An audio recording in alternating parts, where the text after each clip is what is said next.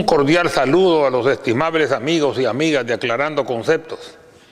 Siempre en este gran canal, TVX, y posteriormente pueden ver en Aclarando Conceptos en YouTube y en el Facebook.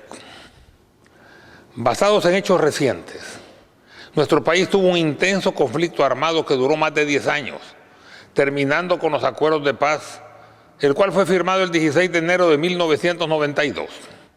La guerra y la paz son situaciones distintas y en diferentes momentos de la historia que deben analizar desde su propia perspectiva y no sacarlos de contexto. Echarle la culpa de la guerra únicamente a los militares de ambos bandos que participaron en ella, de parte de los civiles, que también participaron, aunque no se involucraron en acciones militares ni arriesgaron su vida, es un planteamiento acomodaticio e incompleto. En ese análisis histórico, la derecha ha sido siempre más injusta que la izquierda con su brazo armado. Una vez terminado el conflicto, los civiles del FDR fueron rezagados y los comandantes de los 5 brazos militares de las fuerzas beligerantes, luego aglutinados en el FMLN, tomaron el lugar principal que le correspondía. Sin embargo, en la derecha fue todo al revés. Todo lo que se le otorgó al FMLN para desmovilizarse fue a expensas de la Fuerza Armada. Y lo digo con toda claridad. Lo que se le ofreció al frente de parte de la derecha civil fue mayor que las exigencias que éste exigía o que éste pedía. Y esto incluso me fue reconocido personalmente por su líder histórico. El punto de honor de dichas exigencias eran fundamentalmente la disolución de los cuerpos de seguridad. Pero inesperadamente se les ofreció de la derecha civil concesiones extras como un ofrecimiento adicional de disminuir a la Fuerza Armada y eliminar de la Constitución su carácter permanente. Y según se me informó, estaba anuente con lo ofrecido el presidente constitucional de la República de ese entonces, que era al mismo tiempo el comandante general de la Fuerza Armada y debía de luchar por ella. Esto no se logró por una reacción tardía, pero al mismo tiempo, todavía a tiempo, del Estado Mayor Conjunto de la Fuerza Armada, quedando resumida la función de ella en el artículo 211 de la Constitución Política. La Fuerza Armada es una institución permanente al servicio de la nación. Es obediente, profesional, apolítica y no deliberante. Además, a pesar que la derecha civil ganó el poder total durante 4 periodos consecutivos, esto es, gobernando 20 años seguidos, la Fuerza Armada, otrora sus compañeros de lucha, fue debilitada hasta el punto que ni siquiera tenemos un ejército disuasivo para que Honduras no abuse. En enero 16 de 1992, en esa firma de los acuerdos de paz, a la mitad del gobierno de Cristiani, todos los acontecimientos políticos militares fueron desencadenados, algunos de ellos entreguistas.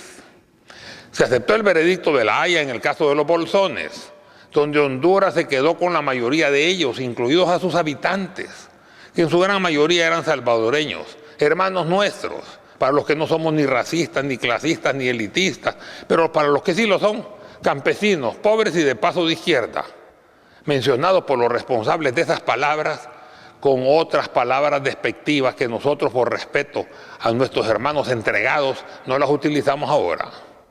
Ni siquiera se pidió en su momento el derecho de la autodeterminación de los pueblos, un recurso que Reino Unido, integrado por Inglaterra, Escocia, Irlanda del Norte y la isla de Man, utiliza constantemente como ejemplos: Belice, Gibraltar, las Malvinas, etc. Si hubieran votado dándole su derecho a nuestros hermanos en los bolsones, una mayoría aplastante hubiera decidido quedarse como salvadoreños y todavía tuviéramos los bolsones. Y peor aún, se incumplió nuestra constitución política que exigía que el territorio del Salvador, dentro de esos actuales límites, era irreductible. No se reclamó la isla Conejo, que siempre El Salvador tuvo la soberanía, hasta 1983, cuando se le prestó a Honduras para que ayudara desde ahí a controlar el Golfo y observar los envíos de armas para la guerrilla procedente de Nicaragua y detenerlos al llegar a territorio salvadoreño. Con la firma de los acuerdos de paz, el 16 de enero de 1992, el conflicto armado terminaba y ese era el momento de reclamar la isla Conejo. No se pidió a Honduras que la devolviera. En un momento en que se disponía de una fuerza militar salvadoreña disuasiva, entera y experimentada. ¿O acaso se le dejó a Honduras como pago previamente acordado por su ayuda en la lucha contra insurgentes? En ese momento parece que solo se pensó, al menos eso aparenta, que el deseo era únicamente retomar el poder, desarmando a la guerrilla y anulando a la Fuerza Armada, y como no se pudo, minimizándola. El objetivo, al menos aparente, para quedarse con todo el poder y sin competencia, ni de la derecha ni de la izquierda. La concesión de la derecha civil en los acuerdos de paz, vuelvo a repetir, fue totalmente a expensas de su Fuerza Armada, y su brazo civil no cedió nada, sino que al contrario, solidificó su poder, manteniéndolo en carácter absoluto por 20 años consecutivos y cediendo parte de la gerencia de ese poder tan solo desde junio del 2009 y preparándose día a día para retomarlo completamente con medidas parlamentarias y extraparlamentarias, aunque parece que el petate es del muerto, y los paradigmas que los grandes medios se encargan o se encargaban de propagar y lo siguen haciendo, aunque ya no funcionan como en el pasado. Para empezar, los paradigmas anteriores fallaron y falta originalidad en la preparación de los nuevos paradigmas, repitiendo lo mismo de siempre, que hasta trillado. Los culpables de la guerra, el incumplimiento de la Constitución, salvar a la democracia, los salvadoreños que se decía que serían expulsados de los Estados Unidos, la expropiación de las casas y propiedades, la anulación de elecciones, el continuismo en el gobierno, etcétera, etcétera, y nada ha pasado. Y a el FMLN llegó al poder. Acusar ahora primero y ahora apoyar también se ve mal. Antes el vaso de leche era un despilfarro. Se dijo por casi 2 años, no solo por Arena, sino también por sus aliados, entre ellos FUSADES, ANEP, los medios. Ciudad Mujer fue criticada por todos ellos, incluso el diario de hoy, en su editorial del 8 de agosto del 2013, se atrevió a decir que Ciudad Mujer era un proyecto demagógico que debería abandonarse. Fuera de ello se ofreció la militarización, la sacada del ejército a las calles, la lucha frontal contra las maras. Hoy ya se incorpora la prevención, la educación y las medidas adicionales, pareciéndose al plan de seguridad del FMLN de la mano inteligente con la versión doble de combate a la delincuencia y fortificación de la PNC, y por el otro, la educación y la prevención. El problema es que ahora parece ser copia. Se criticó inmisericordiamente al ALBA, la cual se ha ganado a amplios sectores de la población haciendo obras sociales o ayudando a empresarios de todo tamaño. ANEP, su principal detractora, queriendo anular al ALBA en lugar de imitarla o superarla y hacerle competencia. Se asoció por mucho tiempo y por muchas veces, por continuos programas en televisión y mensajes hasta en las redes sociales, al expresidente Saca con el Frente y se le atacó de corrupción, olvidándose que el gobierno de Saca fue un gobierno de Arena, y luego sale Paco Flores, otro gobierno de Arena y asesor oficial, como un corrupto confeso, no supuesto, y Arena no se desmarca de él, lo defiende. Se alega el principio de prevención de inocencia para él, pero no lo aplica para sus enemigos políticos, incluyendo a Saca. Los desaires para el candidato Norman Quijano, y óigase bien, un buen candidato, pero permanentemente menospreciado por algunos areneros y de la cúpula o importante fuera de ella.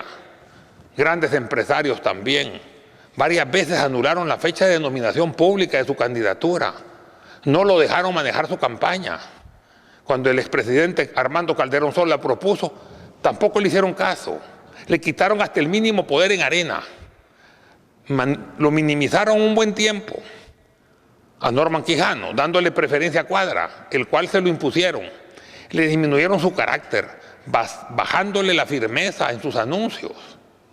Quiero aclarar y decirlo públicamente, porque no pertenezco a ningún partido político y soy libre en mis opiniones, que Norman Quijano es mejor que Cuadra, mucho mejor que Paco Flores y JJ Rendón, asesores caros e inefectivos, y aún mucho mejor que Cristiani, pero no lo apreciaron. Hubiera sido mejor Norman solo, pero los electores lo relacionan con ellos. Cuadra un foráneo y tan solo el vicepresidente gritaba y se lucía. Incluso cuando Quijano quiso tomar una participación importante dentro de Arena, sale Cristiani y lo minimiza. Hacen una gira para visitar municipios y la fórmula de Arena, aquí incluyendo a Cuadra también, que debería ser la primera en ir, es cancelada a última hora. Cristiani no tolera sombra alguna, demasiada soberbia, y lo peor es que lo manifiesta y no lo oculta.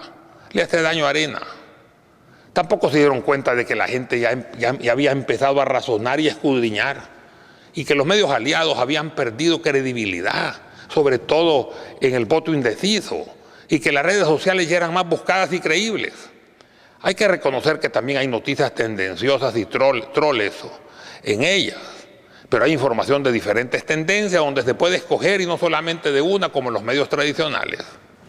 La lucha en esta segunda vuelta es cuesta arriba para Arena, y a pesar de la primera ofensiva que Arena hizo en todos los aspectos en estos días posteriores al 2 de febrero, los resultados de unas nuevas encuestas no han sido halagüeños e incluso peores que los anteriores, y no han resultado positivos, al menos hasta ahora. Los mismos argumentos utilizados por la derecha civil contra los militares de la Fuerza Armada, sus anteriores aliados, son esgrimidos también contra los mismos excombatientes del frente, militares también, y que se vuelven a utilizar aumentados con el petate del muerto y con una campaña masiva de paradigmas que ya no pegan, al menos no como antes. Y aumentan hasta con hojas sueltas que reparten a diestra y siniestra, cuando cualquier comandante de la guerrilla, ya desmovilizado por los acuerdos de paz, pretende incursionar en la lucha político-electoral, como en el caso del profesor Salvador Sánchez Serén. Pero en eso estamos claros. En tiempos de guerra habían dos ejércitos, la Fuerza Armada como grupo oficial y los combatientes guerrilleros como grupo alzado en armas. Ambos eran militares, la Fuerza Armada ascendiendo hasta general y el Frente Guerrillero, al igual que los cuerpos de seguridad, ascendiendo hasta comandante. En esto no puede haber confusión. El mismo diccionario lo define: militar, servir en la guerra o profesar la milicia. Aunque la guerra es destrucción, sangre, dolor, luto, miseria y algunas veces excesos, muchas veces es impuesta e imposible de evitar.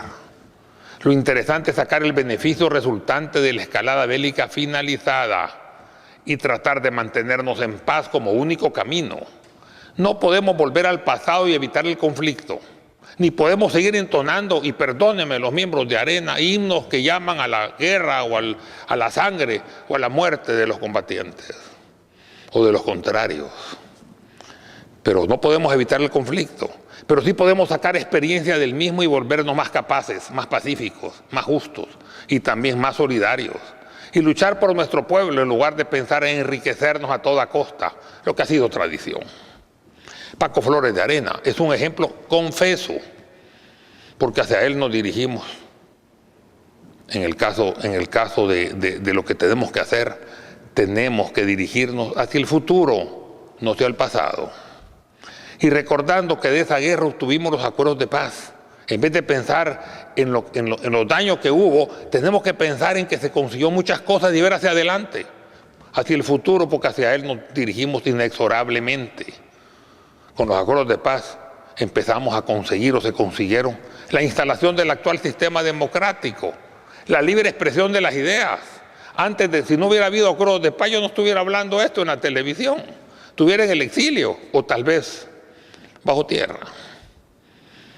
Podemos hablar ahora al menos con una libertad no vista nunca antes, siendo de derecha o de extrema derecha o de izquierda o de extrema izquierda, la participación de las diferentes ideologías en la contienda electoral sin ninguna limitación que perjudique la inclinación popular, siempre y cuando los partidos contendientes acepten la democracia participativa y la Constitución de la República, elecciones libres, asamblea multipartidista, etcétera, etcétera.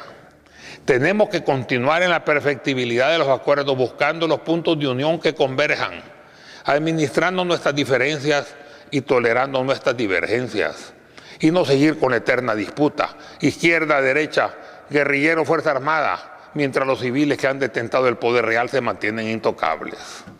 Hay que criticar el comportamiento de cada quien en los diferentes escenarios sin confundirlos. Soy claro al afirmar que tanto la Fuerza Armada como el FMLN han cumplido con los acuerdos de paz. Decir lo contrario es falso. La primera como una institución permanente al servicio de la nación y el segundo como un partido político que respeta el sistema democrático establecido. Es injusto señalar con menosprecio situaciones bélicas que se encuentran definitivamente superadas y que fueron en su momento realidades que hoy forman parte de nuestro pasado. El caso del pasado del profesor Salvador Sánchez Serén como combatiente de guerra es una condición que tiene que analizarse desde una perspectiva de guerra y es incorrecto aplicarlo después de la firma de los acuerdos de paz que hay que aclarar, él ayudó a consolidar y firmó en ellos. En tiempos de guerra, el que arriesga su vida en aras de sus principios merece respeto y está por encima del civil que participa en la guerra sin arriesgarse, muchas veces fuera del país, u otras veces buscando refugiarse entre el fragor de los combates. En tiempos de paz, la sangre del soldado se transmuta por la tinta de reconstructor, de reformador, del hacedor de paz. En tiempo de paz, el violento sí es un transgresor de la ley y merece ser señalado y castigado. La democracia no consiste solo en permitir participar, eso hay que aclararlo, sino en permitir que el pueblo elija sin tratar de manipularlo, sin paradigmas falsos ni estrategias legales, ni acusando a una sola persona de las fatalidades del conflicto. Esa es política electoral de bajo nivel. No se puede aprovechar electoralmente al pueblo o del pueblo en vez de ayudarle a éste en sus necesidades presentes. Por otro lado, se ve mal que se critique el pasado militar de los combatientes, sean guerrilla o Fuerza Armada, lo que convenga criticar en su momento, en este caso, criticando el haber sido comandante, y por otro lado se pondera como aplaudible llevar a otro comandante de la guerrilla, Facundo Guardado, que integra desde ya el gabinete de seguridad del gobierno de Norman Quijano en el supuesto caso que ganara. Además, cuando pedimos respeto por nosotros, no debemos faltárselo a los demás. No se quiere que el presidente critique, pero queremos seguir con plena libertad criticándolo y hasta ofendiéndolo y ultrajándolo. Es incorrecto aunque fuera un ciudadano común y peor aún que es el presidente constitucional de la República. No es democracia tampoco que se amenace a los subalternos, sino votan por los que se quiere. Y ahora con la variante que si gana el frente cerrarán las empresas. Nadie cerrará si hay ganancias razonables. Las empresas se constituyen básicamente para ganar dinero. Si se gana, se quedan. Que se van es mentira. El objetivo es que todos seamos considerados iguales y que no hay superiores ni inferiores. O me ultrajarán a mí también por decir esto también. ¿Temor al comunismo? No lo parece, ya que se siente únicamente en el caso de nuestro país y en el caso de las elecciones actuales. Las inversiones salvadoreñas continúan expandiéndose a la Nicaragua sandinista e incluso algunos hasta en Cuba. Más bien parece una lucha organizada para la recuperación del poder político. ¿Con más miedo ahora? De parte de los anteriores gobernantes, porque piensan que se les escapa el poder del todo y en estas elecciones. Un último mensaje. Debemos recordar en nuestra democracia representativa, creer en ella, porque el poder se obtiene en las urnas electorales, no a la fuerza. Ya lo dijo Winston Churchill, la democracia representativa es el peor sistema diseñado por el hombre, con excepción de todos los demás. Y sobre todo, un mensaje final. Debemos competir democráticamente y dejar que nuestro pueblo decida. Muchas gracias.